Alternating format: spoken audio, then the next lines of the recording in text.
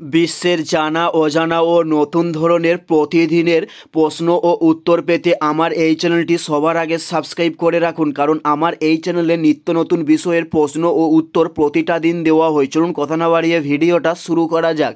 First প্রশ্ন, Truman নীতি পরিকল্পনা কে ঘোষণা করেন? উত্তরটি হলো আমেরিকা ট্রুম্যান নীতি পরিকল্পনা ঘোষণা করে থাকে। নেক্সট প্রশ্ন, দ্বিতীয় বিশ্বযুদ্ধে কে জয়লাভ করেন? উত্তরটি হলো মিত্রশক্তি দ্বিতীয় বিশ্বযুদ্ধে জয়লাভ করে থাকেন। উত্তরটি হলো মিত্রশক্তি দ্বিতীয় বিশ্বযুদ্ধে জয়লাভ করেন। নেক্সট প্রশ্ন, মিত্রপক্ষের প্রধান সেনাপতি কে ছিলেন? উত্তরটি হলো আইজেনহাওয়ার মিত্রপক্ষের প্রধান সেনাপতি ছিলেন।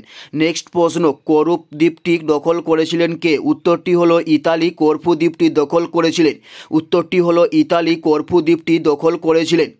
উত্তরটি হলো করফু দ্বীপটি ইতালি দখল করেছিলেন। নেক্সট প্রশ্ন, বিশ্ব পরিবেশ দিবস কবে পালন করা হয়? উত্তরটি হলো 5ই জুন বিশ্ব পরিবেশ দিবস পালন করা হয়ে থাকে।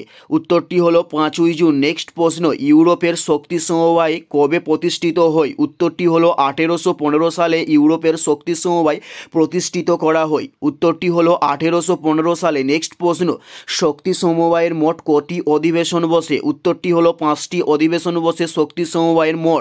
উত্তরটি হলো 5টি। নেক্সট প্রশ্ন, ভিয়েনা সম্মেলন অনুষ্ঠিত হয় কবে?